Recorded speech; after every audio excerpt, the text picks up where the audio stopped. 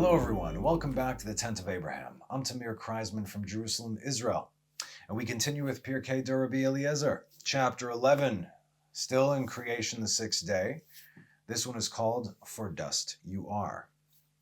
On the sixth day, God brought forth from the earth all kinds of animals, male and female, clean and unclean.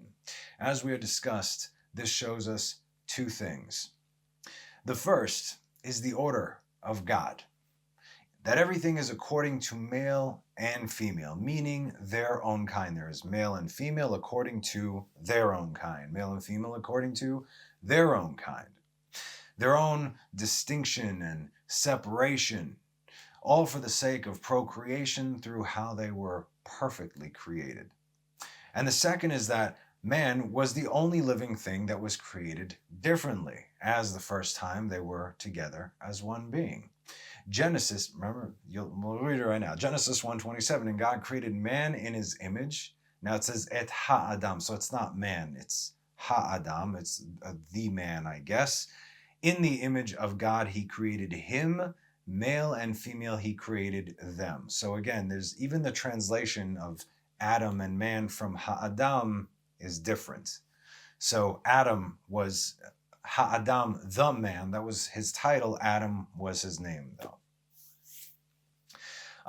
And the other was taken from Adam in order to create woman.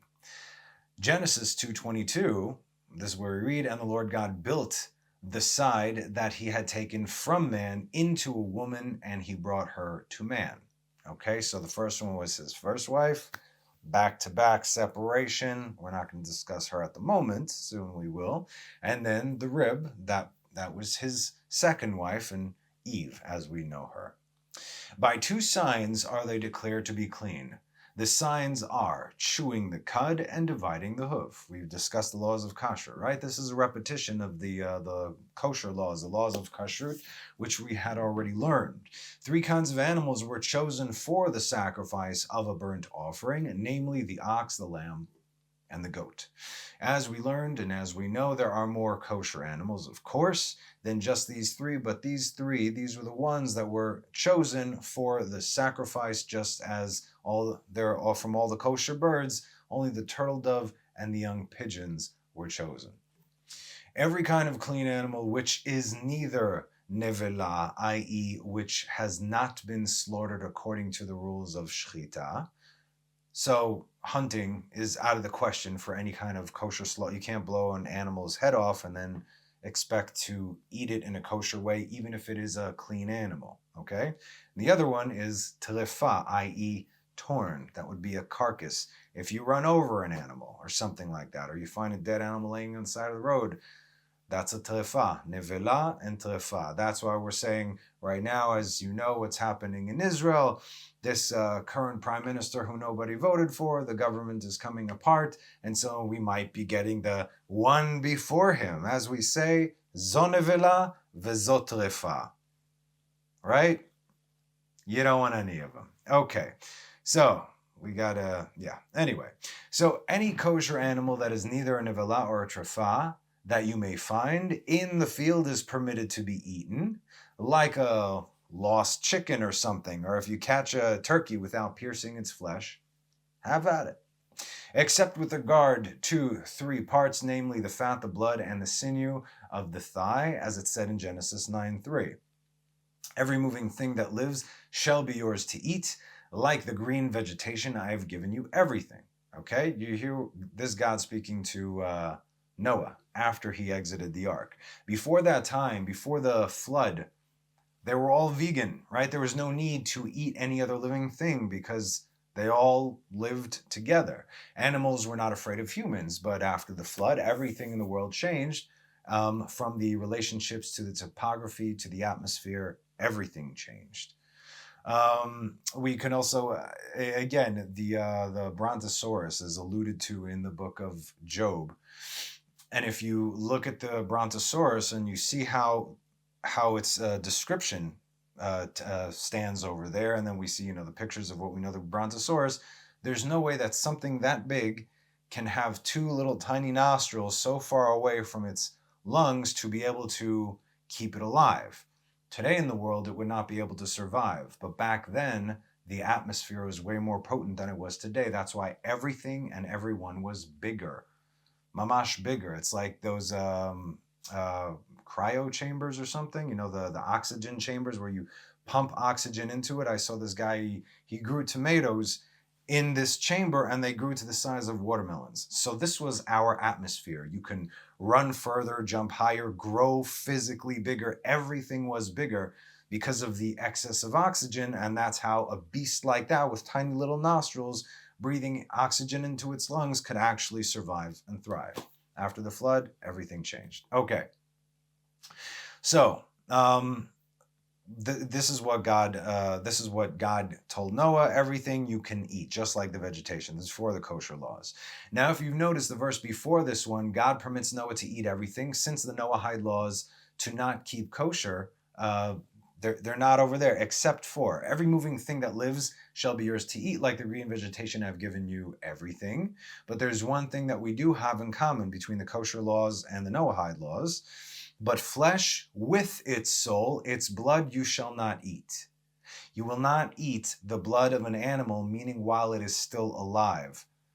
Okay, it says in the 5 books of Moses and the book of Leviticus, you can't eat the blood, but that does not fall under the Noahide laws. What does is that you cannot, if you want to have chicken for dinner, slaughter the chicken properly. Don't go biting into it while it's kicking, is what this law is. So that, again, that's part of the Noahide laws. Laws of morality, basically. You kill that sucker before you eat it. But since this book is written by Jews for Jews, meaning Birkat or Eliezer, who must adhere to the laws of kashrut, we are not permitted to eat these 3 things even from kosher animals. Right? Where do we get the prohibition for the blood and the fat? Leviticus 3:17. This is an eternal statute for all your generations in all your dwelling places. You shall not eat any fat or any blood. No question, right? Okay. And where do we get the sinew of the thigh? Genesis 32 to 33. And the sun rose for him when he passed Peniel, and he was limping on his thigh. This is after Jacob had his battle with Esau's angel. Therefore, the children of Israel may not eat the displaced tendon, which is on the socket of the hip until this day, for he touched the socket of Jacob's hip in the hip sinew. So that's where that comes from. On the 6th day, and again, this was before the laws of kosher, nevertheless, at that moment, that law came into effect. As we know, Abraham, Isaac, and Jacob, before they received the Torah, they kept the Torah, right? Because they knew if this is the way of God, even though he didn't officially introduce it to the world just yet, we want to keep it because this is the way of God. Who doesn't want to live according to the way of God? Okay, so on the 6th day, God brought forth from the earth 7 clean beasts, and they are, and these are the names in Hebrew: Ail v'tzvi v'yachmor v'aku v'dishon v'tav v'zamer. Don't ask. Their slaughter and the method of consumption are similar to that which is as of a bird, and all the rest of the beasts in the field are entirely unclean. The Radal says that some clarification here is needed, and he is indeed correct. Someone with knowledge could be reading this and think that birds and beasts are slaughtered in the same way. But what Rabbi Eliezer means is that just like clean birds have a specific way of being slaughtered in a kosher manner, so do the clean beasts in their way, in their own way, in a kosher manner. On the 6th day he brought forth from the earth all kinds of abominations and creeping things. All of them are unclean. Unclean meaning for consumption. Such creatures, which have been created from the earth, their nephesh and body are from the earth, and when they die, they return to the place whence they were created, as written in Psalms 104:29. You hide your countenance, and they are frightened. You gather in their spirit, and they perish and return to their dust. Now, here's just a statement, so we know not to get confused. Yes, the beasts of the field were made from the earth, just like man. We're going to see exactly how man was made. Very different, right? Yes, the beasts of the field became a nefesh chaya, a living being. But man was man from these, man was separate from these and so much more, which we can see from the plain text in Genesis 1 and 2. Now, we don't need to explain any further on that. We will get to it, though, later. But the reason Birkei Rabbi Eliezer brings Ecclesiastes 3:21 is because it was never discussed where the spirit goes. Yes, we all return to dust, but that is only our physical being. So let's read also the verse before it for context. So Ecclesiastes chapter 3, verses 20, and then the verse 21 to focus on. All go to one place. All came from the dust, man and beasts, and all return to the dust. Now here's verse 21. Who knows that the spirit of the children of men is that which ascends on high, and the spirit of the beasts is that which descends below the earth? And there you have it. So, do all dogs go to heaven? I don't know. The beasts of the field receive their spirit from the earth, while man receives it from God. And that's why it returns to there, and that returns to there. On the sixth day, he brought forth from the earth a beast, Behemoth, which lies stretched out on 1,000 hills, and every day has its pasture on 1,000 hills. So Behemoth are all part of the Chayot. Chayot are animals. Beasts of the field are like, the oxen and everything. So that's what that refers to. While Chayot, they are also, it's like saying all sneakers are shoes, but not all shoes are sneakers. Okay. This we can see in Psalms 50:10. For all the beasts of the forest are mine, the behemoth of 1,000 mountains. So here we have Kol chayato ya'ar behemoth beharei aleph. Beasts and chayot in the same thing. And overnight, we continue, and overnight, the verdure grows of its own accounts as though he had not touched it, as it said in Job 40:20, for the mountains bear food for him, and all the beasts of the field play there.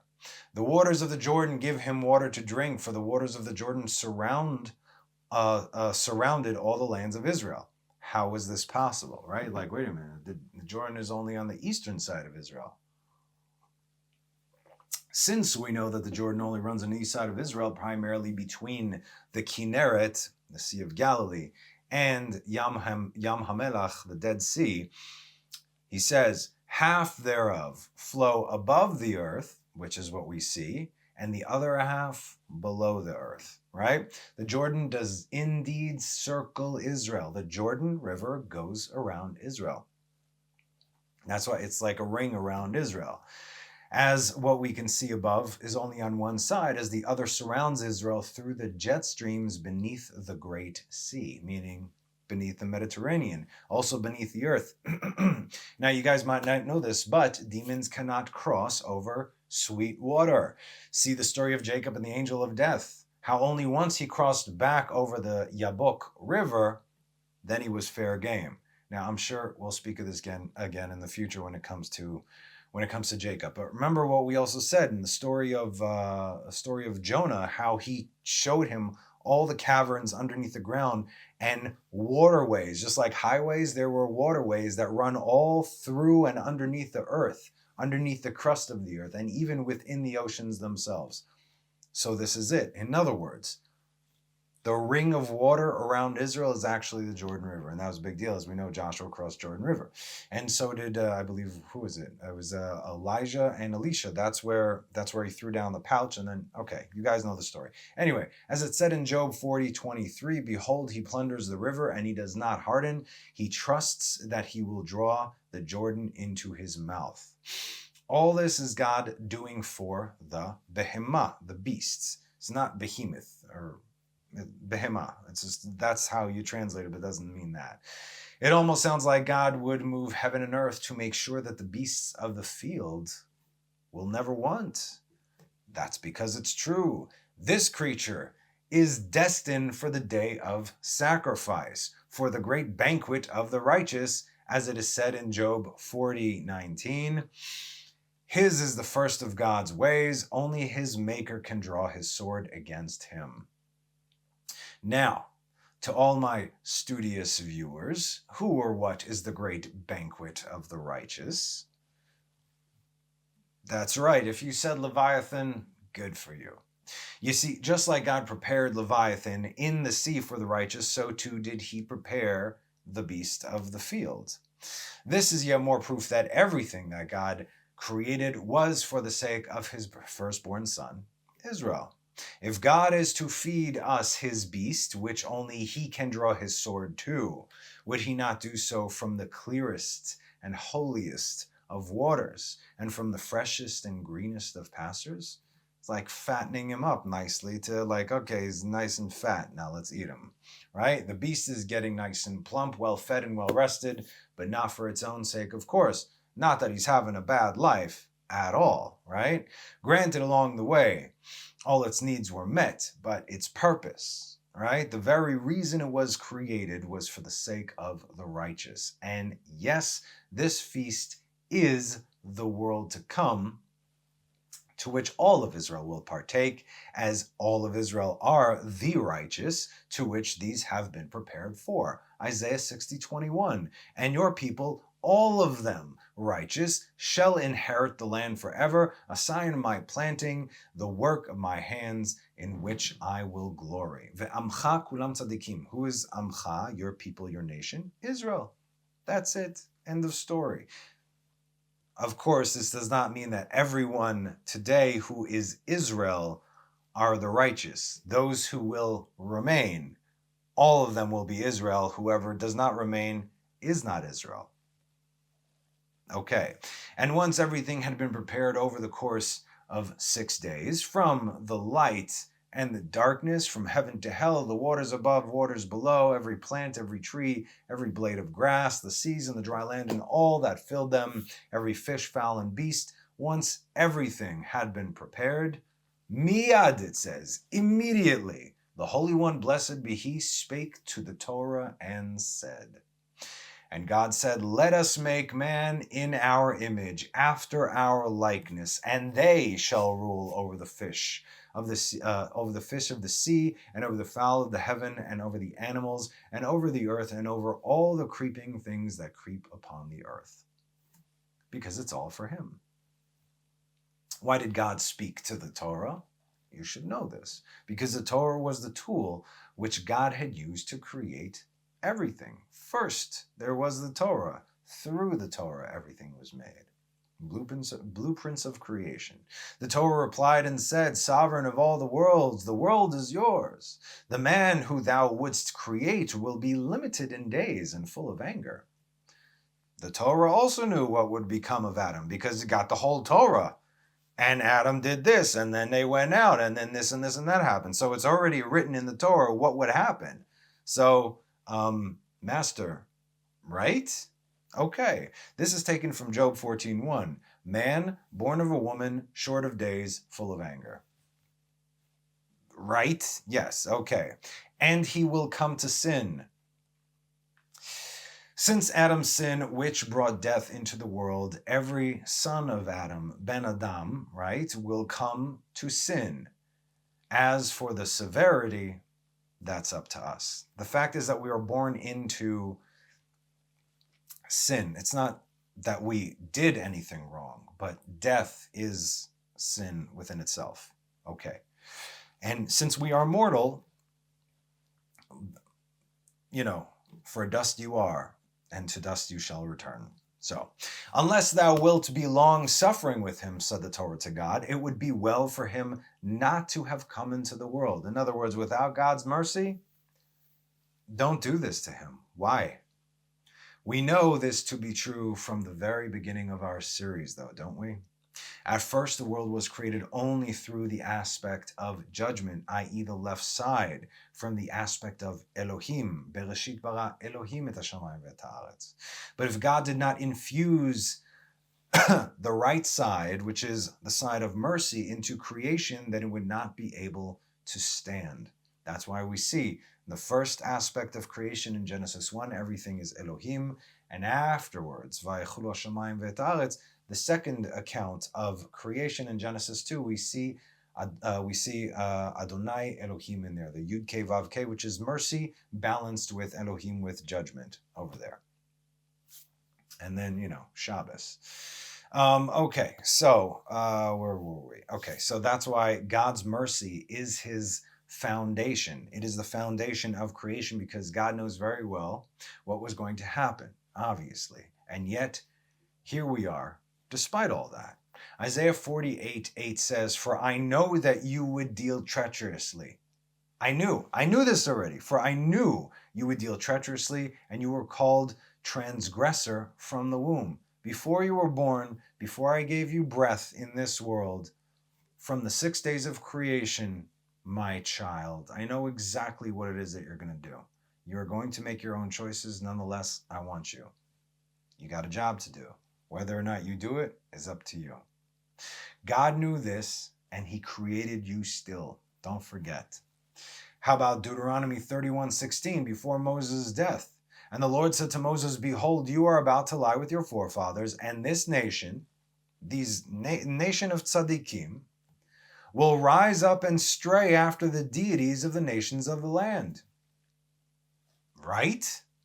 "Into which they are coming, and they will forsake me and violate my covenant which I made with them." God is telling this to Moses. I know this is going to happen.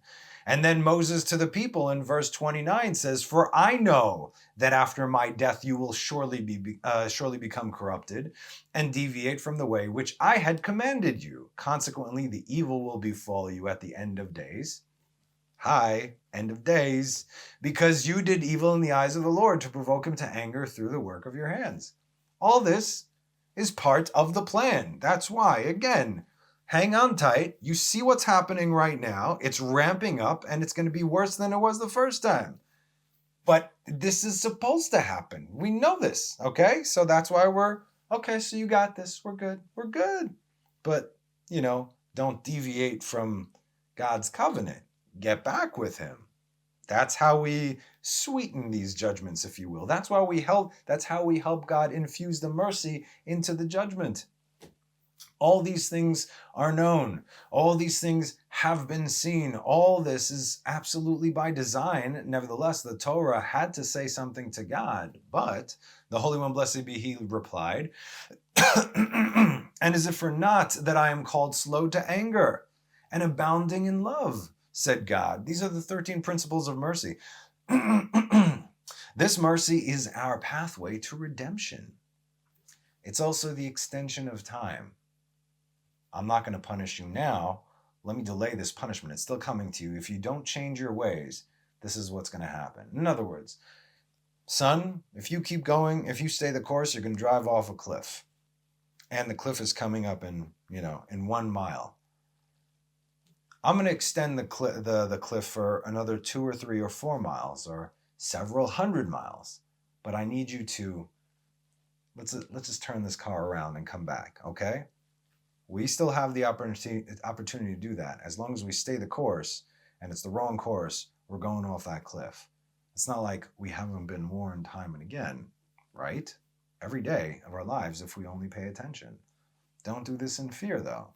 Ask for help. That's why he's there. You must believe that he hears you and he answers you, but you also have to want to see it. Not what you want to see, okay? But what he is trying to show you. Because the moment that you're looking for your answers, you're not going to get them because that's your understanding. Think about that for a moment. And that goes against the lean not on your own understanding. Give it all up. See what happens then. Okay, yeah. So the Holy One, blessed be he, replied, "Is it not that I am called slow to anger and abounding in love?" So these are the 13 principles of mercy which we learned about. This mercy is our pathway to redemption. This is the time given to complete that which has been corrupt by us, starting from first man. He began to collect the dust from the first man from the 4 corners of the world, red, black, white, and green, or the colors of the Palestinian flag. Do you recognize the colors, though, right? Okay, these are the 4 horsemen of the apocalypse from Zechariah, not the other cheap knockoff. The colors are 4 different kinds of dust or dirt gathered together on Temple Mount. From here, all together on Temple Mount. The red is the blood. The black are the innards. The blood within the liver and the spleen are very, very dark red, almost black. The white are the bones, and the green is the body. Now, the color green in the commentaries is more like a pale green likened to the egg yolk before it turns yellow, or wax, according to the Radal. But again, it's like, when you have olive-like skin. A lot of Middle Easterns have olive-like skin. Also, Southern Italians, Sicilians, they have olive-like skin. So that's, pale green, olive-like skin. That's what that means. He also goes on to say that the culmination of the white, which can be viewed as mercy, and the red, which can be viewed as judgment, together make up a pale green that is likened to Tiferet. As I've said before, several of the Sfirot have alternating colors. Okay, so we shouldn't get. Oh, speaking of the Sfirot, do you see this beautiful work of art, Caleb? I love you. It's amazing. Thank you. Okay, so I hope we'll be needing to use this. Still haven't figured out where to put it. Anyway, that's where it is right now. Traveled a long way. So, what does the color black represent? Malchut, kingdom. Boom. The bottom one, right? That's where we're at. And there you have the 4 points of the chariot of God in this world, represented by Abraham, Isaac, and Jacob, and David, right? Chesed, Gvura, and Tiferet, and then Malchut. Why did he, there's a question from Pirkei Rabbi Eliezer, why did he gather man's dust from the 4 corners of the world? Listen to this answer, okay? And tell me that God doesn't have our best interests at heart, always. Thus spake the Holy One, blessed be he. If a man should come from the east to the west, or from the west to the east, and his time comes to depart the world, then the earth shall not say, the dust of thy body is not mine. Return to the place whence thou was created. You see that? Why is this so important? The grave is never the end. That's only a means to the end. The only reason we are commanded to be buried is so that we can be resurrected. You have to understand what kind of plan God set into motion over here. I mean, okay, resurrected, obviously, God willing, when the time comes. But because we are made up of the dust of the earth, it is the earth that cleanses the body in death. This comes to teach us that in every place where a man goes or comes, he is destined to depart from the world. Thence is the dust of his body, and there it returns to the dust. So you see, the last thing created was the first thing on God's mind. That same dust will lift its voice, Pirkei Rabbi Eliezer says. The dust will not lift its voice when we return to it. It will be silent, but rather it will lift its voice during the resurrection. What's happening here? Now, does the dust or the earth or the ground have a voice? Well, yes, everything has a voice. The ground opened its mouth and swallowed them whole, right? So the ground has a mouth. Everything has a voice. But if we return to dust, then guess what? And we return to dust and we become dust, then it is us who will be lifting our voices in the resurrection. You see, Isaiah 26:19, may your dead live, my corpses shall rise, awaken and sing, you who dwell in the dust, for a dew of light is your due, and to the ends of the earth you shall cast the slackers. Rephaim are demons, ghosts, whatever. Those who go, there's a part of the Erev Rav. Anyway, and look how sneaky God is and has been from the beginning. I say sneaky, meaning, come on, it's his game, it's his rules, it's his house. It's his field. We're okay, but blink and you'll miss this. Okay, as written Genesis 3:19. You know what you know right now. Now pay attention. With the sweat of your face, or sweat of your brow, you shall eat bread until you return to the ground, for you were taken there. From dust you are, and to dust you will return. Do you understand now? This was said to Adam after the sin in the garden in the presence of the serpent. In the presence of the serpent. If we read this the way we always have, then these are definitely curses without a positive side. Oh no, I've come from dust, I'm going to have to go back to dust, I have to sweat and eat and work and this and that. Okay, yes, all is true. But knowing what we know now, there's a smack in there for sure, right? With the sweat of your brow, you shall eat bread until you return to the ground. Meaning you're going to have to work and struggle your whole life. Okay, yes, that is definitely not fun, comparatively speaking to what was. But within this, toil, what do we get? Okay, that's another study. But what I want to talk about here, and so this is true till this very day. You want to eat, you got to work. But the second part of that verse, God tells Adam, man, all of us, you are going to die. But the way he says it is a hint to us all. For you were taken therefrom. For dust you are, wink, okay? And to dust you will return. Why? So you can be resurrected once I remove the serpent, death, from existence. Oh, you're going to go back to the dust. Yeah, let him go back to the dust. Okay. You see what I'm saying? Very sneaky, all right? Anyway, amen. Good stuff. So the day had 12 hours. We're moving on. The day had 12 hours, as in the hours of light, day, not night. And within these 12 hours, we will see the progression from the preparation for Adam to his exile from the Garden of Eden, hour by hour. But before we get into it, I'll give you a brief explanation when it's needed and fun facts along the way so we don't have to go over it twice, okay? Also, you should know this list can be found in several places. Each one varies slightly from the next. The sources of the different places, in addition to Pirkei Rabbi Eliezer, are Masechet Sanhedrin 38b, Vayikra Rabbah chapter 29, Avot de Rabbi Natan chapter 1, and in Shochar Tov, it's a commentary on Tehillim, number 92. Okay, all right. Those are different places. They're not too far off, just a few, some between 7 and 9, they might be, slightly out of order. But the point still stands. Number 1, what happened? In the first hour, he collected the dust for the body of Adam. As we learned, it was said that God collected the dust from the 4 corners of the earth. So look what it says in Sanhedrin 38a at the bottom, meaning at the bottom of the page, right before it goes into the count, the reference that we just said.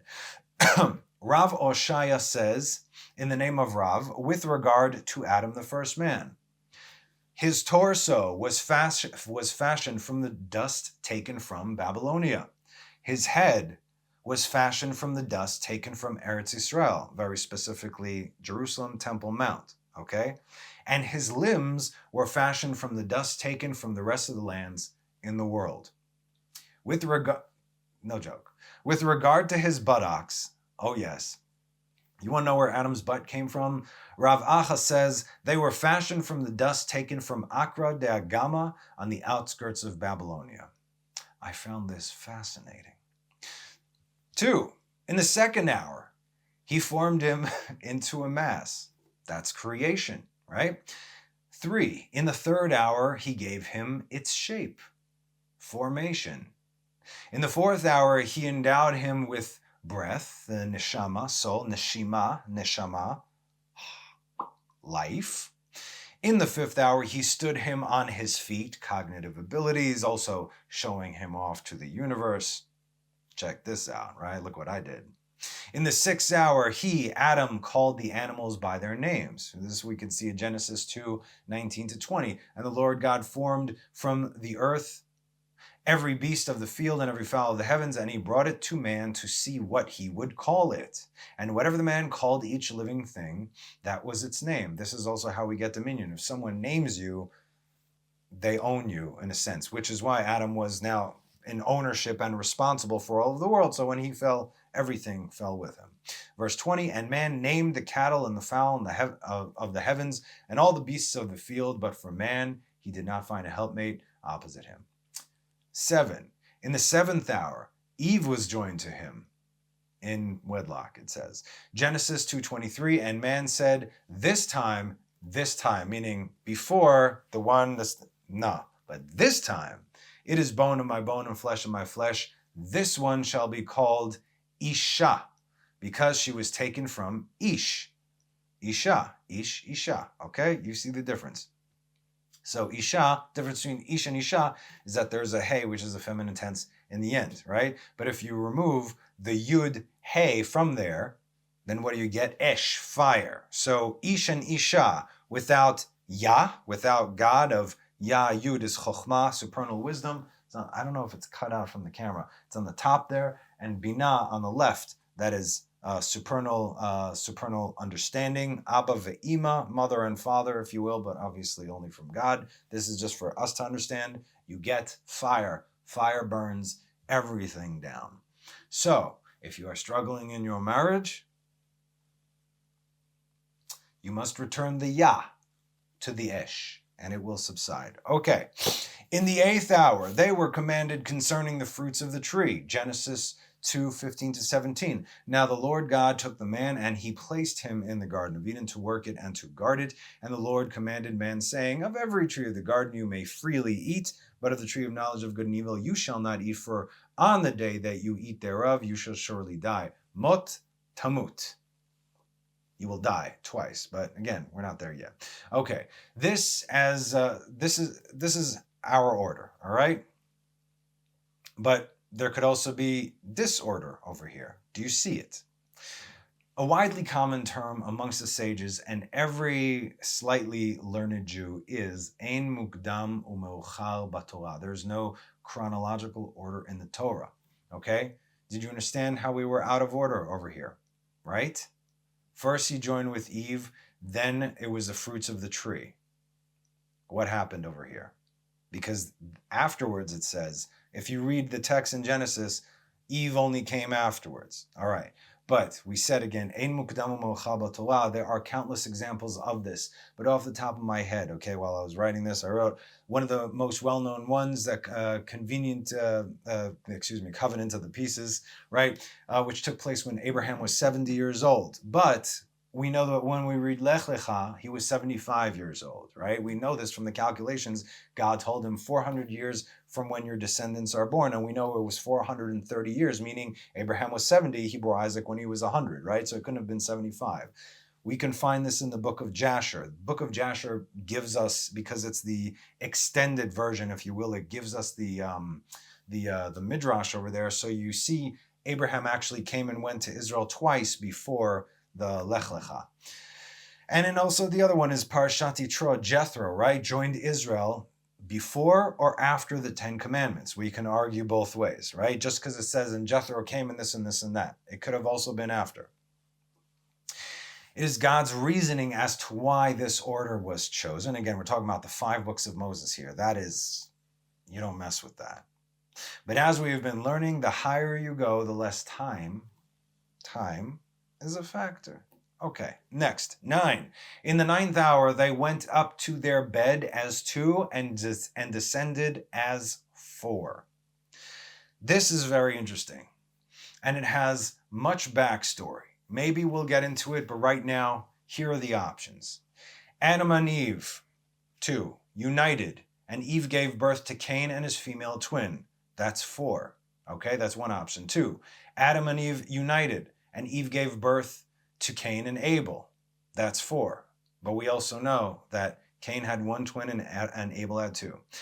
Adam's first wife, the serpent, united with Satan, 2 becomes 1, and Eve, that's 2, and gave birth to Cain and his female twin. You dig?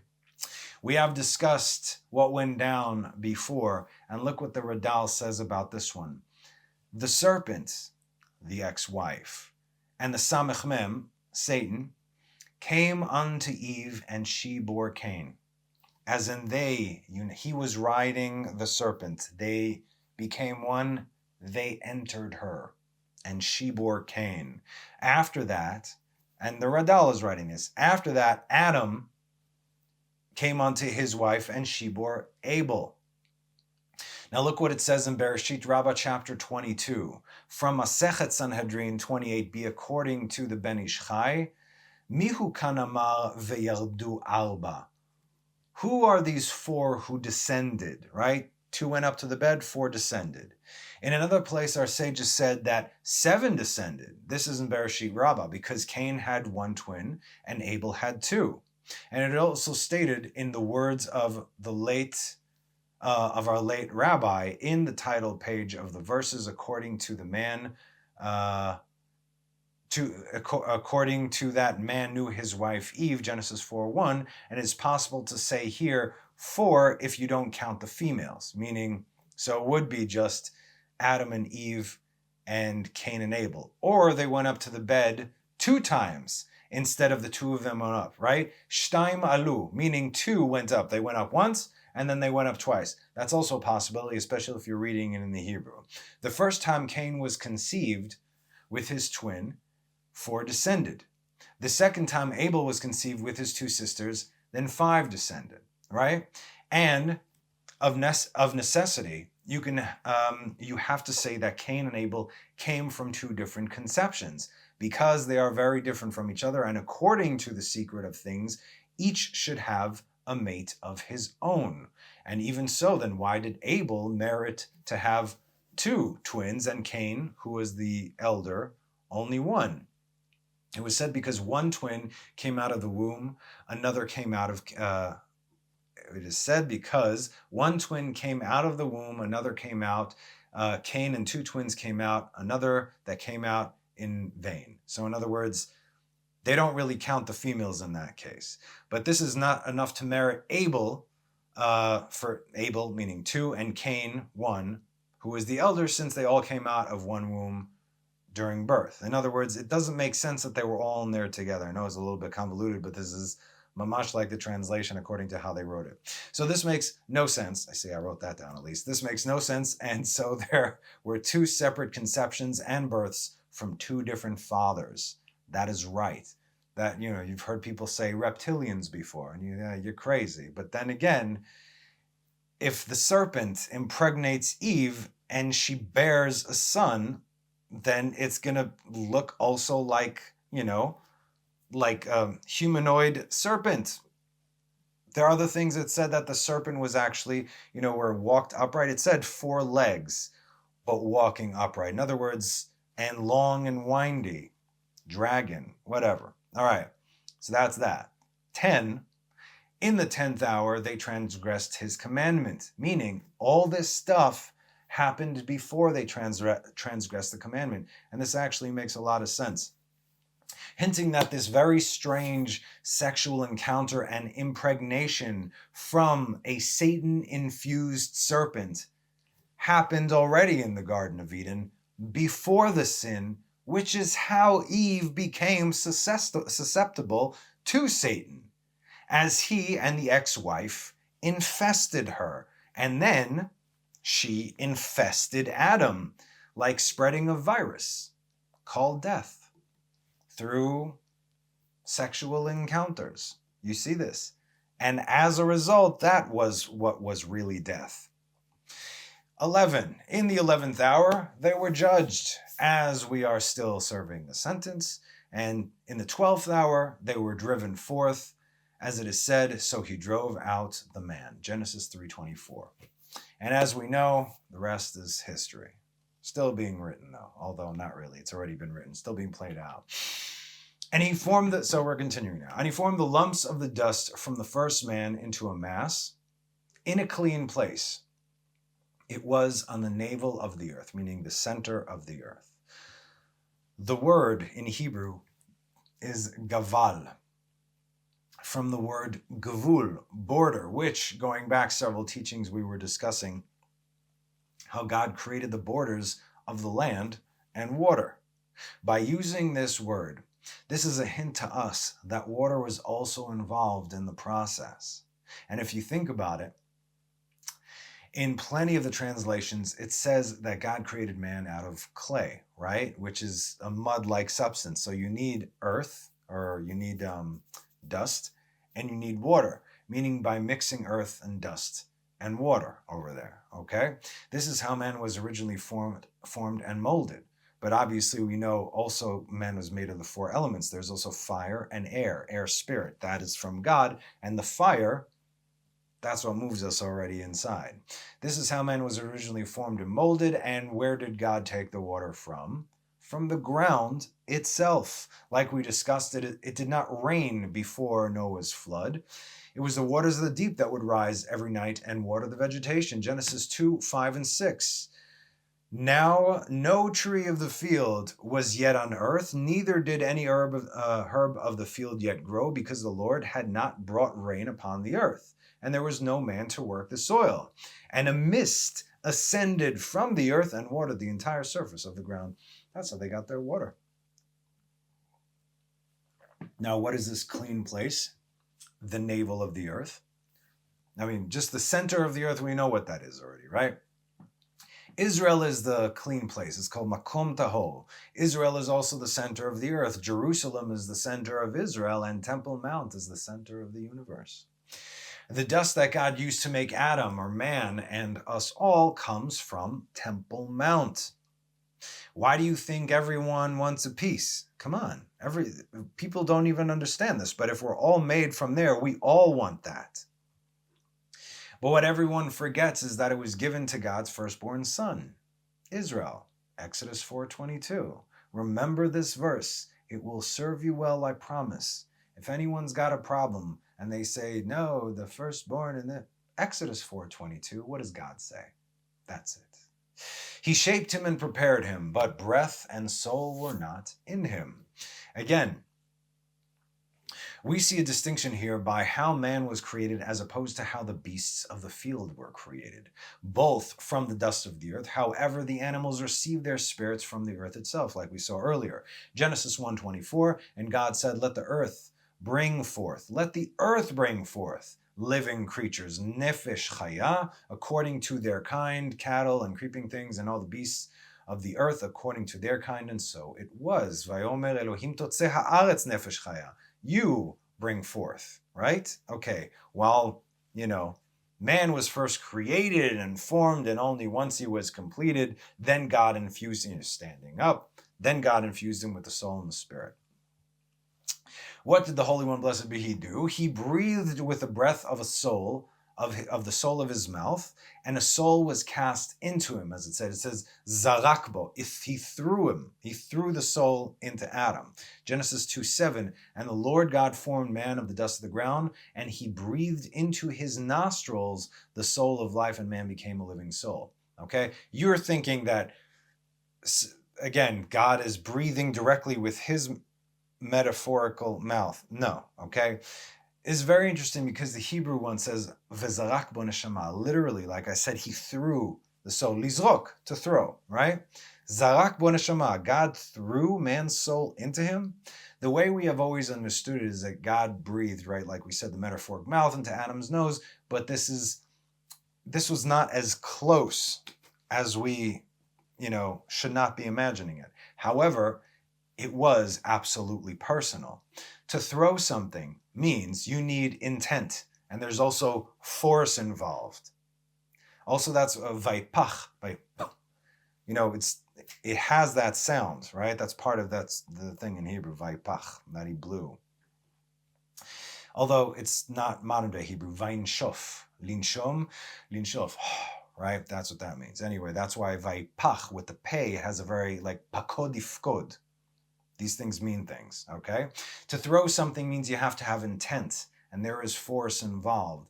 This still shows us the distance between us and God, even between God and the first man. Adam still had to earn his keep, you have to understand. Adam stood and he began to gaze upward and downward, as written in Psalms 139:5. From the rear and from the front you encompassed me, and you placed your pressure upon me. Achol v'kedem tatzireni v'tashet alai kapera. So upward and downward is probably, maybe, looking, but then again, Achol v'kedem, kedem is to the east, and Achol is that would be to the west. and his height, his size of Adam, was from one end of creation to the other. Meaning, just so you understand, that Adam did not look like we do today. Adam was the size of all of creation. All. And he could see into creation. Remember, in God's likeness and image, Adam filled up all of creation. Remember, time had not yet been infused into the world, and Adam is not a man as we know today. He saw all the creatures which the Holy One, blessed be He, had created, and he was wondering in his heart. And he began to praise and glorify his Creator, saying, Psalms 104:24, "How great are your works, O Lord! You have made them all with wisdom. The earth is full of your possessions." When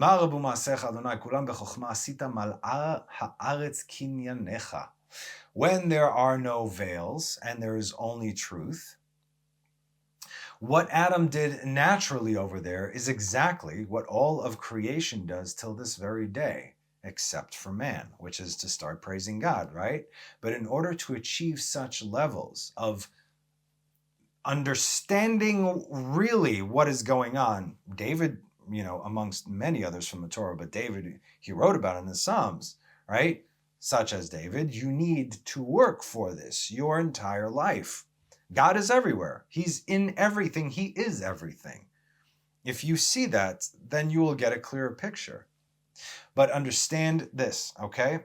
Once you reach the absolute pinnacle of spirituality in this world, the only thing you will want to do once you get there is praise God, because you have the knowledge and understanding of His works.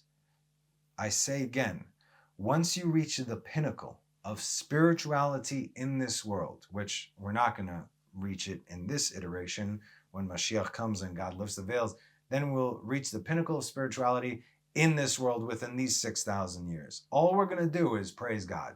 There's nothing beyond that. Nothing. You made me. Here I am to experience and enjoy this for all of eternity. Oh, it gets better and better and better and better. And every moment it gets better and I get closer to my Creator and I understand more and He's sharing all of creation with me. You can't stop praising God. That's how it is. It's not like, okay, I'm going to kick back because I'm super spiritual. No. We continue, and the fact that He chose to create you and to give you an opportunity to be part of eternity, this is something that should humble us all. We continue. He stood on His feet and was adorned in or likened to the image of Elohim. All of creation beheld Him, feared and revered Him, as they believed that Adam, was their creator. Why? Because they could see Him, but they couldn't see God, you see? God has no image. They believed that He was their creator, so they all came and prostrated themselves before Him. What this shows us is that all of creation, and we are primarily speaking of the heavenly hosts in charge of, making things work over here, the angels who govern all the worlds in the spiritual sense, which manifests in the physical, that they had no idea what God looked like because God has no image. So He said time and again, So if the angels don't know what God looks like, because that is an impossibility, since He has no image. You have not seen an image. Do not make an image according to what you think. No. Then how can people actually believe that God would manifest into anything or anyone, let alone flesh? That is sacrilege. Now look what Adam does when he knows what's up. Adam said to them, "You come to prostrate yourselves before me?" Come. Like, okay, I get it. Now, so you guys are looking at me? No problem. Come, me and you. Let us go and adorn in majesty and might and acclaim as king over us, the one who has created us. We got to crown God king. He made us. I didn't make you. But if you want to follow me directly to God, do what I do. I'm going to go, yes, okay. Only a narcissistic sociopath would allow people to bow down to him and call him God, as only the ignorant would do so. Ignorant means lacking knowledge or awareness in general, uneducated or unsophisticated. That's the term, okay? With just a read through the simple text of the real Torah, there is no more excuse for ignorance. Ignorance is gone. After that point, that's just absolute stupidity. Throw those idols overboard, and you will see the truth. It's really as simple as that. You can see it now because you still have it. And if not in your possession, then in your heart. That is why you cannot see. But the moment you remove that, you will notice a change. The moment. Instant. Like that it happens. People are, without, like, I'll just take it and then bring it back. No. People are waiting for the storm, right? Oh, when's it going to come? The sad thing is they don't even realize they're already in it. You guys don't realize this. You don't see what's happening right now. You're waiting and clenching and this and that and preparing. You're in it. This is currently happening right now. Perhaps only the fear of their personal world coming up. Wars here, there's this, no problem, as long as I got my little thing and then I'm good, right? Oh, is this another thing coming for you? Okay? So if a person's personal world starts to come apart, maybe that'll do the trick. Maybe understand where you are, who's governing things. Oh, and some more food for thought. Adam continued, "It is the people or the nation that crowns the king. For the king does not crown himself if the people do not do so. Just like the kings of Israel and Judah, if all the people do not openly accept one as king, he is no king. If Adam and all of creation had to do this to recognize the master of the universe as Melech Malchei HaMelachim, the king of kings, then he would not be a king. This is how God made it. So, thank you, Adam." Adam himself went and crowned God king, and all of creation followed suit. Amen. What Adam said here to the angels was what we read in Psalms 93, which is the Tehillim we read on Friday. Every day we have certain Psalms that we read. Shir Shel Yom, the song of the day. On Friday, what we're going to read right now is what Adam gave God. He was created on Friday. The Lord has reigned. He has attired himself with majesty. Yea, the Lord has attired himself. He has girded himself with might. The Lord also has established that it cannot be moved. Your throne is established of old. You are from everlasting. Just the first two verses, but you could read it. It's short. This is very important what I said, because this is how people get deceived and fall. Do not be ignorant. That is why I said, read for yourselves, learn for yourselves, and pray with all your hearts for understanding. Most people are deceived, and whoever is left still will be deceived.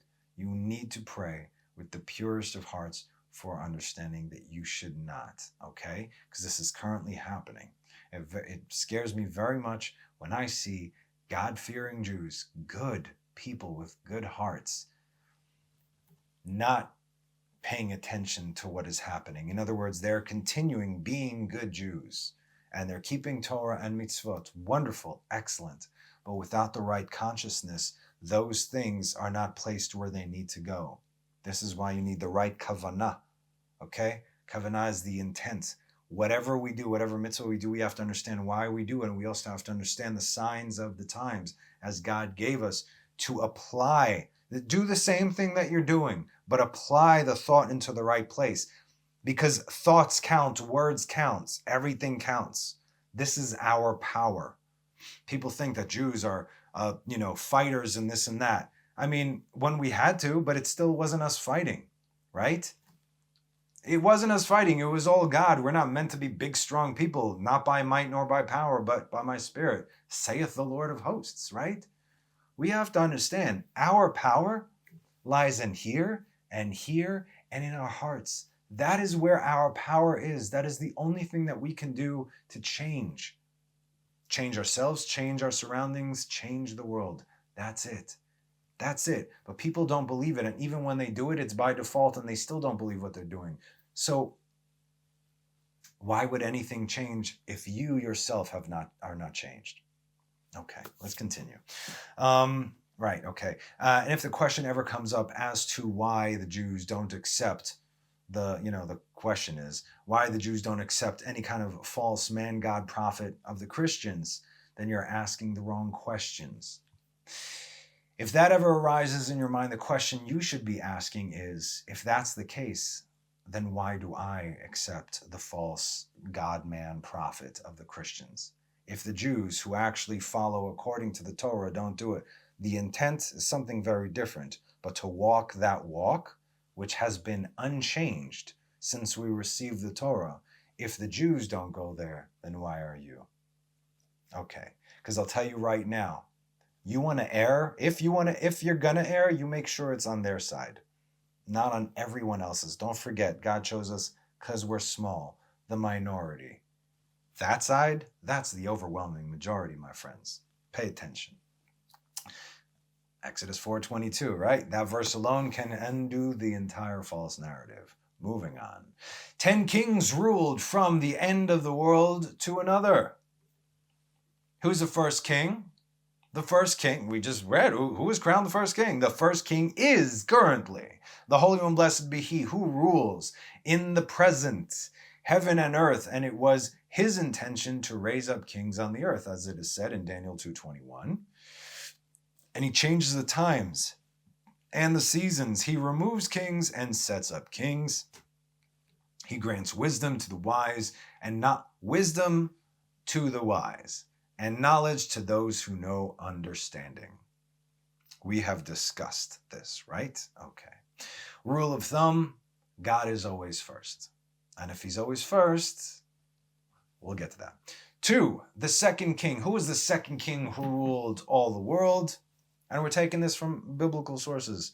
The second king was Nimrod, who ruled from one end of the world to the next. For all the creatures were dwelling in one place, and they were afraid of the waters of the flood. And Nimrod was king over them, as it says in Genesis 10:10. And the beginning of his kingdom was Babylon, and Erech, and Akkad, and Calneh, in the land of Shinar. What was his pitch? Elohim wishes to do us harm, just as He did to the generation of the flood, our great-great-great-great-grandparents or great-great-grandparents. But if you crown me king, then together we will take out Elohim. No. 3, who was the third king? Who was the third king over all the world?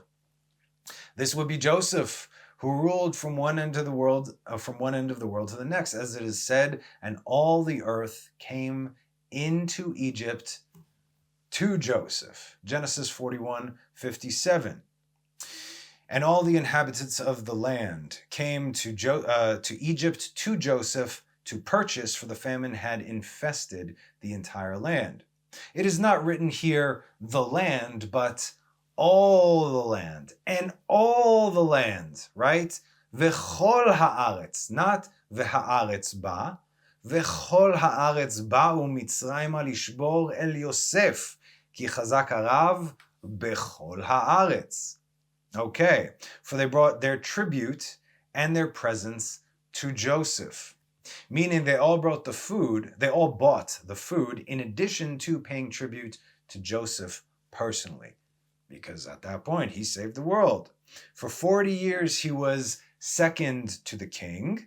And for 40 years, he was king alone, right? Joseph lived till how old? He was 110.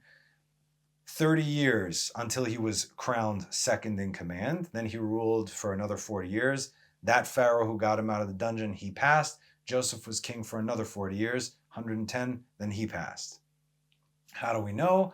And a new king, Exodus 1:8, and a new king arose over Egypt who did not know about Joseph. In other words, I don't see no Joseph, I'm going to do things my way right now. Okay? This was Joseph's successor. So Joseph ruled for 40 years and 40 years, but 40 years by himself, as in like he was the number one. So we can see that true kings, particularly those representing Joseph, Israel, and David, Judah, rule for 40 years. Joseph 40, David 40, Solomon 40. David ruled 7 years in Hebron, 33 years in Jerusalem, and Solomon was a straight up 40 years. Solomon was crowned king when he was 12 years old. He died when he was 52, right? He lived a shorter life than David. And speaking of, who is the fourth king of the whole world? This would be Solomon, who reigned from one end of the world to the next, to the other. As it is said, and Solomon ruled over all the kingdoms. 1 Kings 5:1, and it said, and they brought every man his present vessel of silver and vessels of gold and raiment and armor and spices, horses and mules, and a rate year by year. So this is their yearly taxes. That's 1 Kings 10:25. Now, when it says that he ruled from the river to the land of the Philistines and to the border of Egypt, those are only the places that he ruled directly. In other words, there was no other, that was his personal kingdom. But all the other kingdoms with other rulers submitted to Solomon. There were other kingdoms with other rulers. They're like, that's our guy. Okay. So at that time, Israel's borders stretched from Iraq, Syria, Lebanon, Jordan, parts of Turkey, Saudi Arabia, until the Nile in Egypt. Israel was, geographically speaking, the biggest at its point.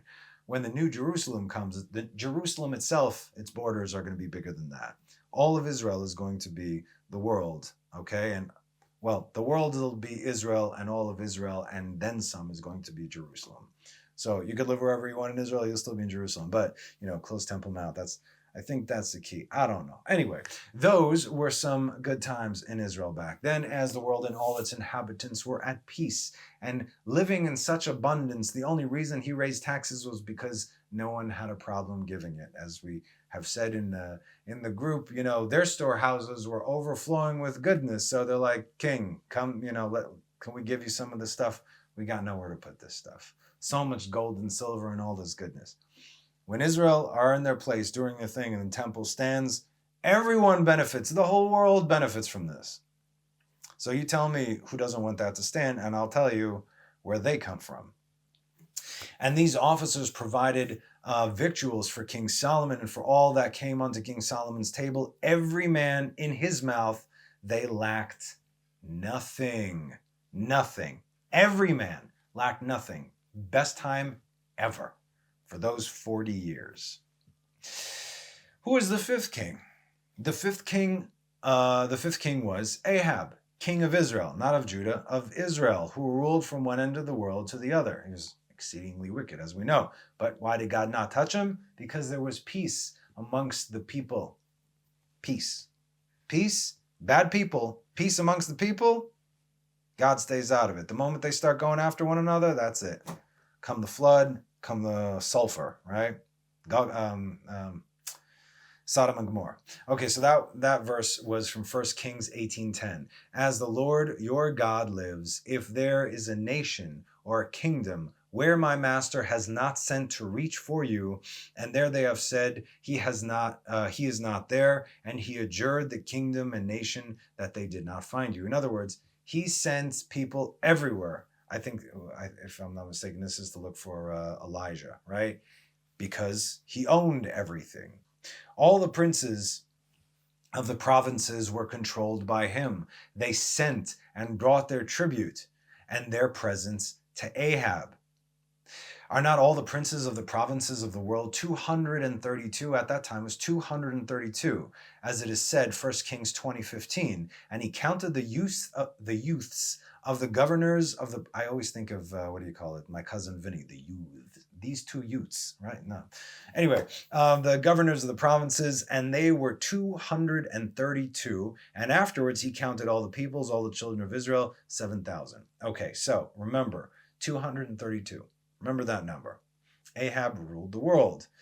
Ahasuerus, it says, Ahasuerus, from the Megillah, ruled only half the world at 116 provinces. Wait, but it says 127. Yes, he had the 127, meaning the extra 11 at the merit of Esther. Okay? So, and this is written in Esther 1:1. Now it came to pass in the days of Ahasuerus, he was the Ahasuerus who reigned from Hodu to Cush.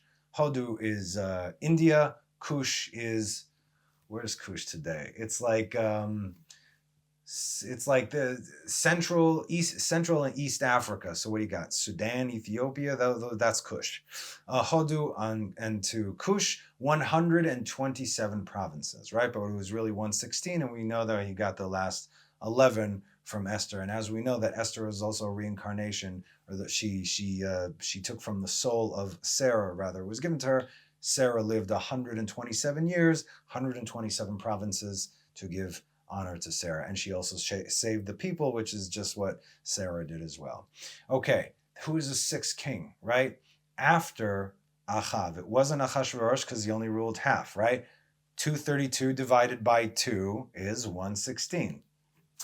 The sixth king was Nebuchadnezzar, as it said in Daniel 2:38, and wherever people, wild beasts, and birds of the sky dwell, he has given into your hand, and has given you dominion over all of them. You are the head of gold, meaning he was talking to the dream, right? But he's saying, God gave you dominion not only over people, wherever there are people, meaning anywhere in the world, but also wild beasts and birds. God gave them, put them under your control. Nebuchadnezzar ruled not only the people of the world, but the beasts and the birds as well. There's a very interesting section in Masechet Shabbat 150a that says, the Gemara cites another verse pertaining to Nebuchadnezzar, to Nebuchadnezzar, and surpassing greatness was added unto me, from Daniel 4:33, about which Rav Yehuda said that Rav Yirmiyah bar Abba said, this teaches that Nebuchadnezzar rode atop a male lion. Listen, he rode on top of a male lion and tied a serpent, in Hebrew is a tanin, a dragon or sea monster, to its head, fulfilling what was said of him in Jeremiah 27:6, and the beasts of the field I have also given him to serve him. Now look what our text says. Moreover, he ruled over the beasts of the field and the birds of the heaven, and they could not open their mouth except by the permission of Nebuchadnezzar, as it is said in Isaiah 10:14, and my hand found the wealth of the peoples like a nest, and as one gathers abandoned eggs, I gathered the entire world, and no one moving a wing or opened his mouth or chirped. Now we know that King Solomon spoke to all of creation. We know that in the Zohar, like he would speak to the birds and the bees and whatnot. We know this, right? He even says in the Zohar, he rode on the back of the great eagle that took him to the dark caves, the dark mountains, where the king of the demons dwell. This is all in the Zohar. It's a story over there. But only Nebuchadnezzar was given the ability to allow the animals to open their mouths. The birds were chirping freely in Solomon's day, but if Nebuchadnezzar did not allow them to do so, there was complete silence. As God is the one whose hands over the reins to whoever he chooses. In other words, you're getting all this power, you're going to control all the people and all the beasts. But this was for a reason, right? With great power comes a lot of screwed up things. As Nebuchadnezzar's downfall, and to his shame, he became like one of the beasts of the field that he used to control, right? Took off his clothes, and Daniel was tending to him. He was like a mad cow or something. This king was the terror of the earth. He was the Eimah, it says, that Abraham saw coming for his kids. Eimah Gdolah Chashcha Nafla Alav, right? So the Eimah was the first Babylonian exile. Who is the seventh king who ruled from one end of the world to the next? This would be Cyrus. In 2 Chronicles 36:23, so said Cyrus, the king of Persia, all the kingdoms of the earth has the Lord God of the heavens delivered to me. And he commanded me to build him a house in Jerusalem, which is in Judea. So let's not get that twisted or think that Jerusalem is anywhere other than Judea. Who among you of all his people may the Lord God be with him, and he may ascend. Go up to Israel, make Aliyah. That didn't work out so well. So this is pretty self-explanatory. We get it. Now let's move on to 8 on the list, and you're going to love this one. I found this one very fascinating. The 8th king was Alexander of Macedonia, who ruled from one end of the world to the other, as it is said in Daniel 8:5. And I was pondering, and behold, a he-goat came from the west over the surface of the entire earth. And it did not touch the ground, and the goat had a conspicuous horn between his eyes. Over the earth it is not written, but over the face of the entire earth, in order to know why did he do this? Because he wanted to know what was in the edges of all the world, meaning he wanted to explore every single spot, everything. Now the text continues. To ascend to heaven in order to know what is in heaven. This is what Alexander wanted. He wanted to ascend to heaven to know what was in heaven, and to descend into the depths in order to know what was in the depths. Now, most of the commentators, they address Alexander of Macedonia, aka Alexander the Great, as something absolutely to behold. They speak of him, they don't speak ill of him, let's put it like that. His achievements at such a young age were, mind-boggling, which is what he started when he was 20 years old, and by the time he was, he was killed when he was 33, but again, guy in his 20s is running the world, which is why it is already prophesied regarding him in the book of Daniel, way before there was the Greek Empire. Remember, he was during the Second Temple period. That's when Alexander, that's when he lived. Daniel was right after the destruction of the First Temple during the Babylonian exile. But the reason the sages take such interest in this man, as his name is all over our works, from the Talmud, the Midrash, and of course the Tanakh itself, we see, is that they all recognize that the reason this man deserves their respect was because he was an honest seeker of truth. Get this, okay? In fact, that is the main reason that he wanted to scour every corner of the earth, to ascend to heaven and descend to the pits. Now, don't get this twisted, though, okay? This is not like, what's-his-face, who allowed people to call him God. Alexander did not wish to go to heaven per se, but rather fly to the sky, a bird's eye view, so he can get a better view of what's going on, right? Would you like to know what the sages say that he actually saw? Since apparently he did. Okay, Bamidbar Rabbah, chapter 13, section 14.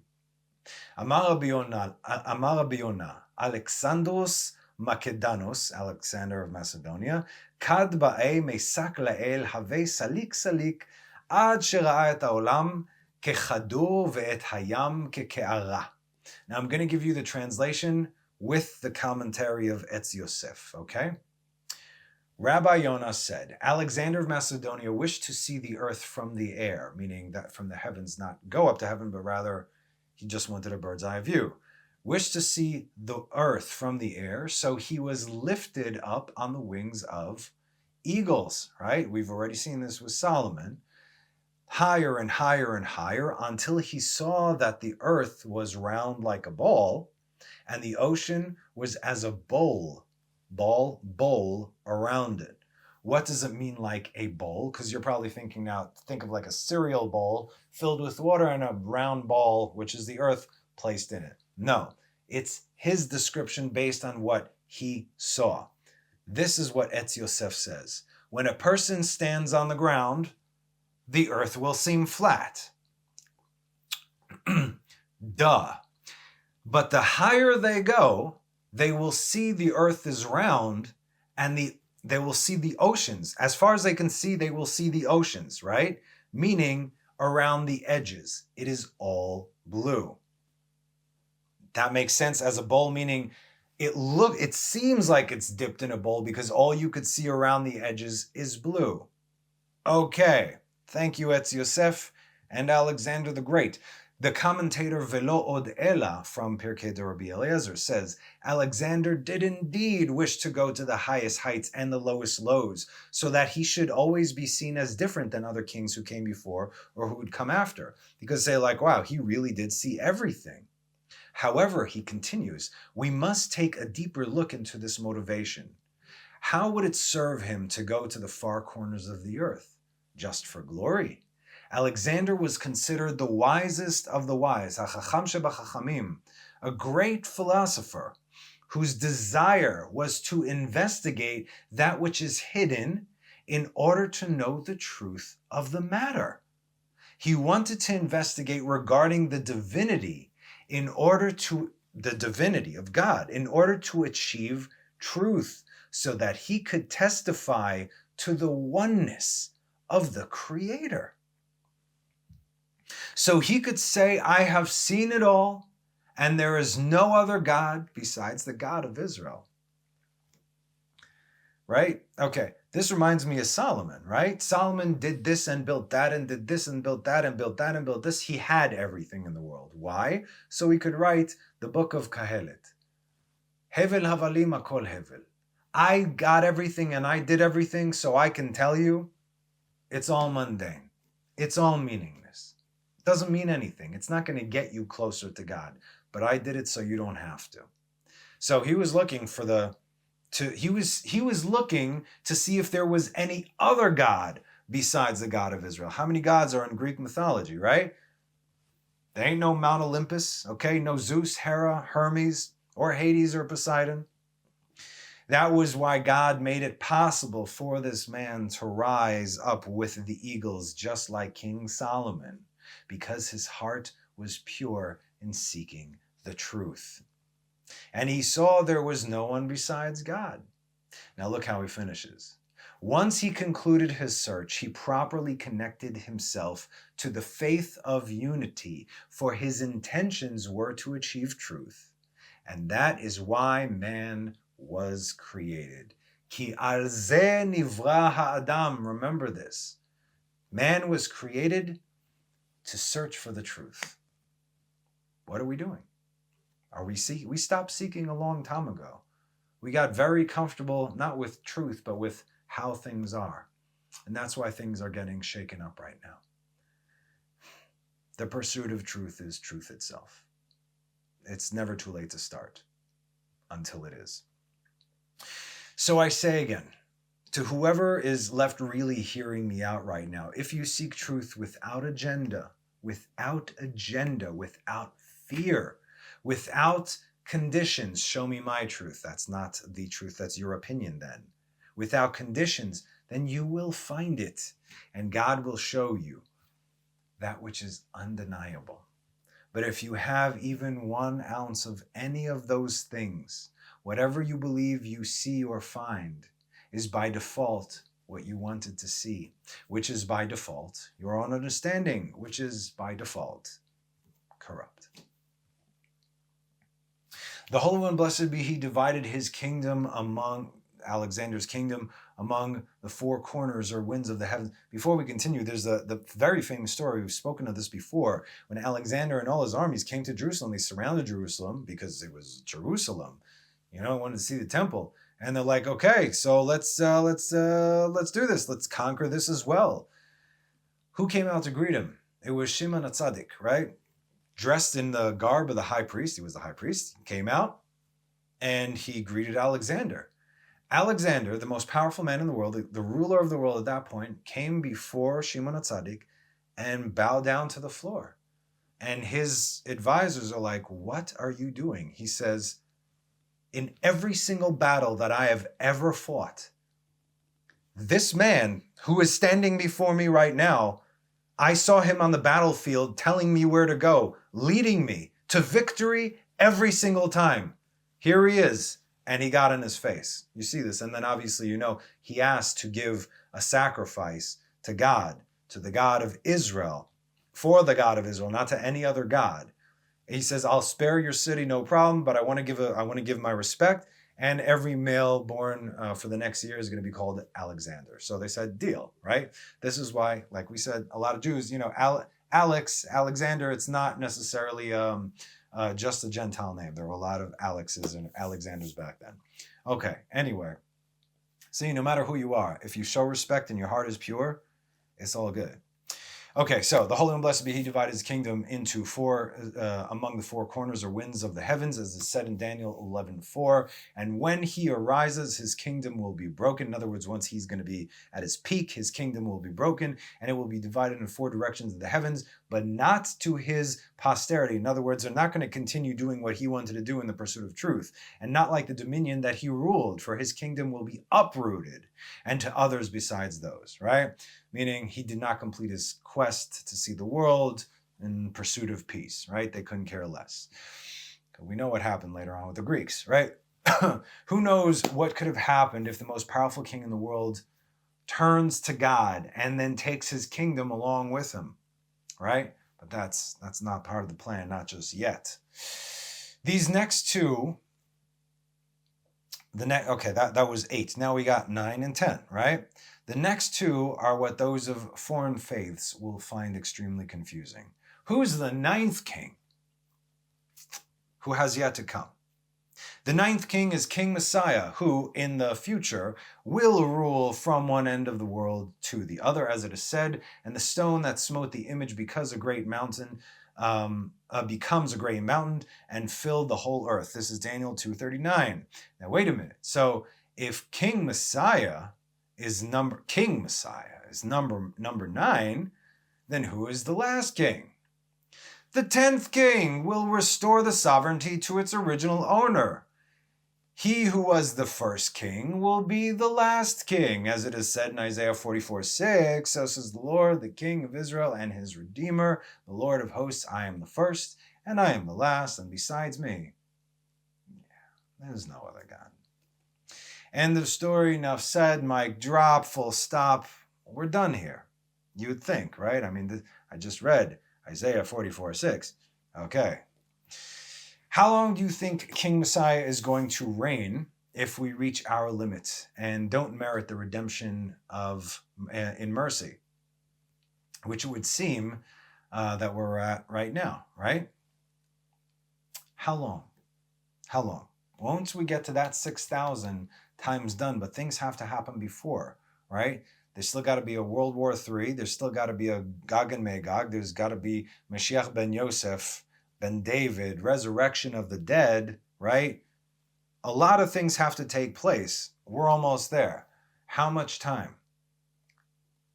It's got to be a little bit more than 40 years, because 40 years he's got to sit and reign, right? Just like 40 years, just like Joseph, David, and Solomon. 40 years King Messiah will reign in the world from the city of David, as Moses will be the high priest and Aaron the head of the Levites. They, just like they were back then, they will then switch. 40 years the temple will stand, and the final restoration will take place in the world, meaning every single man of Israel will give an animal sacrifice, and all the commandments will be completed by all of Israel in the land of Israel. God gave us the Torah. You are not alone who are standing here, but all the generations that come, everybody. But now, for instance, it doesn't matter whatever mitzvahs I could do today, I'm still incomplete because I have to give korbanot. There are mitzvot that I cannot do because there's no temple. Once this time is done, the 6th millennia rolls over into the 7th, where the world as we know it and all its components will change over the course of 1,000 years. But that's a different study and for a different time. As it is written in Zechariah 14:9, and the Lord shall become king. The Lord shall become king. Finally, meaning everyone's going to crown the Lord king over all the earth. On that day shall the Lord be one, as in one, echad yachid umeyuchad, by himself, nobody else, no vices, no number twos, no nothing, just one, and his name one. That's it. The job of, I'm expounding upon this again for obvious reasons, and I hope it gets to whoever it needs to get to. The job of Messiah is and always has been, right? This was written, yes, from even before creation for the time of the end, to usher in this age, not to reign forever. That goes directly against the simple text in the Torah. We are familiar with the Adon Olam prayer, right? Master or Lord of the universe. Listen, Lord of the universe, who reigned before anything. We say this every morning. We say it on Shabbat. It's a beautiful, beautiful prayer. Lord of the universe, who reigned before anything was created. At the time when all things were, when all things were made by his desire, then was his name proclaimed king. Truth. And after all things shall have had an end, he alone, the dreaded one, shall reign, and he was, and he is, and he will be in glory. And he is one, and there is no second to compare to him, to consort with him, without beginning, without end. To him belongs strength and dominion, not anyone else. And he is my God, amen. My Redeemer liveth, and a rock in my travail, in time of distress. God is the one who redeems. God is the one who saves. God is one, and there is no other. And he is my banner and my refuge, the portion of my cup on the day when I call. Into his hand I commend my spirit. A lot of other people commending the spirit to other people. I don't know what's going on there, but that's on them. Beyado afkid ruchi be'et ishan ve'ha'ira, right? In his hand I commend my spirit when I sleep and when I wake. And with my spirit, my body also. The Lord is with me, and I will not fear. Ve'im ruchi, my spirit, geviati, gvia, body, guf. Geviati, Adonai li ve'lo ira. I know that God is with me, and so fear what exactly? You see, the reason we even had kings to begin with is because, first of all, God said he raises up kings, like we said in Daniel, right? But we actually asked God for a king in Israel through Samuel. Remember that book of Samuel? To be like we want a king like the rest of the nations. Granted, God knew this, right? Obviously, which is why he prepared the seed of David from the very beginning of creation. So, yes, God created the world according to our choices, but the end is according to his will and desire. So, one way or another, our choices would conclude perfectly. But when the time is up and all is complete, no king will reign over us because we won't need one. You see, we will be directly connected to the master of the universe. During this transition period from this world to the next, our text refers to Isaiah 2:18, and the idols shall completely pass away. There is no room for that, as the truth will be known. Once the truth is known, that's why it also says we don't receive any converts during the days of Messiah. You see, Messiah's here, and like, oh, wait a minute. I thought we wouldn't need converts because the majority would be. You see how none of this makes sense. Isaiah 2:11, the haughty eyes of man will be humbled, and the height of men shall be bowed down, and the Lord alone shall be exalted on that day. God, not any man, not any earthly king. God. It's all about God, right? What did Adam David Mashiach. Why? Adam is Aleph Daled Mem, Adam David Mashiach. What did Adam do when he was given all the power of everything? And everyone came to him. He says, don't bow down to me. We're all going together to bow down to God. What did David do? David Melech Yisrael Chavekam. Great. Oh, you want to follow me? Great. Let's unite these kingdoms and let's build Beit HaMikdash. And what is Mashiach going to do? The same thing. Don't you dare bow down to me. Don't bow down to me. I'm a street sign. I'm pointing that direction. He helps do the final tikkunim, and then everyone together. This is how it is. Why would it ever be anything different? It goes against everything we read, please. And he will shepherd his flocks, as said in Ezekiel 34:15. I will pasture my flocks, and I will cause them to lie down, says the Lord God, not anybody else. And each eye shall see clearly. No mistake here. As said in Isaiah 52:8, the voices of your watchmen, they raised a voice together, they shall sing, for eye to eye they shall see when the Lord returns to Zion. And for this, we actively and aggressively wait for, hope for, pray for, and yearn for, to behold the Lord God reign supreme without any other. This is when all the earth and King Messiah will finally crown God as king. Amen.